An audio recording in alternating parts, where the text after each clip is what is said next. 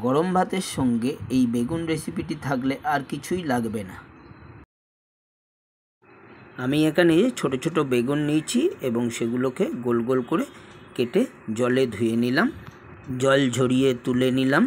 তাতে দিলাম একটু লবণ, একটু হলুদ গুঁড়ো, হাফ চামচ মতো আটা দিয়ে ভালো করে মাখিয়ে নিলাম। আটা মাখিয়ে নিলে বেগুন ভাজার সময় তেলের পরিমাণ কম লাগবে। মাখিয়ে কিছুক্ষণ রেখে দিলাম। মিক্সি বাটিতে 2 চামচ পরিমাণ তিল বেটে নিলাম।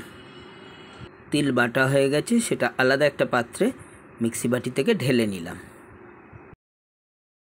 এবার ওই মিক্সি বাটিতেই দিলাম কাঁচা লঙ্কা, রসুন, আদা কুচি এবং পেঁয়াজ কুচি একত্রে বেটে নিলাম।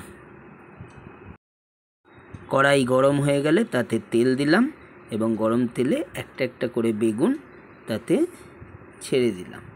আগে থেকে মাখিয়ে রাখা আটা, হলুদ ও নুন। বেগুনগুলো একটা একটা করে উল্টে দিতে হবে সুন্দর করে।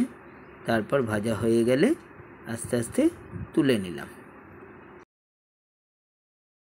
বেগুনগুলো তুলে নেবার পর ওই তেলেতেই একটা তেজপাতা দিলাম ফোড়নের জন্যে, দিলাম কালো জিরে, মিক্সিতে আগে থাকতে পেস্ট করে রাখা মশলাটা দিয়ে দিলাম। ভালো করে নেড়ে চেড়ে নিলাম। এরপরে দিলাম হলুদ গুঁড়ো, লঙ্কা গুঁড়ো, ধনে গুঁড়ো, জিরে গুঁড়ো। আবারও ভালো করে নেড়ে চেড়ে নিলাম। মশলার বাটিটা ধুয়ে জল দিলাম। এরপরে দিলাম স্বাদ মতো লবণ। ভালো করে নেড়ে চেড়ে মশলাটাকে কষিয়ে নিয়ে তার মধ্যে তিল বাটাটা দিয়ে দিলাম। তারপরে দিলাম স্বাদ মতো চিনি। বেগুনের রেসিপিতে একটু চিনি দিলে তার টেস্টই বদলে যায়। আবারও ভালো করে নেড়ে চেড়ে নিয়ে মশলাটা সম্পূর্ণরূপে মিশিয়ে নিতে হবে। মশলাতে দেওয়া জলটা শুকিয়ে আসবে। তারপর ভালো করে নেড়ে চেড়ে মশলার থেকে তেল বেরিয়ে এলে সামান্য একটু জল দিয়ে দেব। আমি এখানে তিলের বাটি ধোয়া জলটাই দিয়েছি। ভালো করে নেড়ে চেড়ে দিয়ে চাপা দিয়ে দিলাম।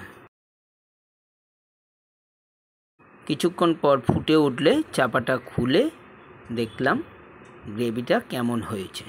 ভালো করে ফুটে উঠলে এবার ভেজে রাখা বেগুনগুলো একটা একটা করে গ্রেভির মধ্যে ছেড়ে দিলাম। বেশ ফুটে উঠলে একটা একটা করে বেগুন আবার উল্টে উল্টে দিতে হবে। বেগুনগুলো সব কটা একটা একটা করে উল্টে দিয়েছি। খুব সুন্দর মাখো মাখো দেখতে লাগছে। এরপরে দিয়ে দিলাম গ্রেট করে রাখা ধনে পাতাগুলি। ধনে পাতা গ্রেট করে দিলে বেশ সুন্দর একটা সুগন্ধ আসবে এবং জিনিসটার টেস্টও বদলে যাবে। ধনে পাতা দিয়ে দেওয়ার পর হয়ে গেল আমাদের নতুনত্ব বেগুনের রেসিপি।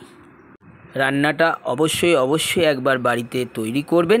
করে খেয়ে আমাকে কমেন্ট বক্সে জানাবেন কেমন খেতে হয়েছে আমাদের এই গরম ভাতে বেগুনের রেসিপিটি।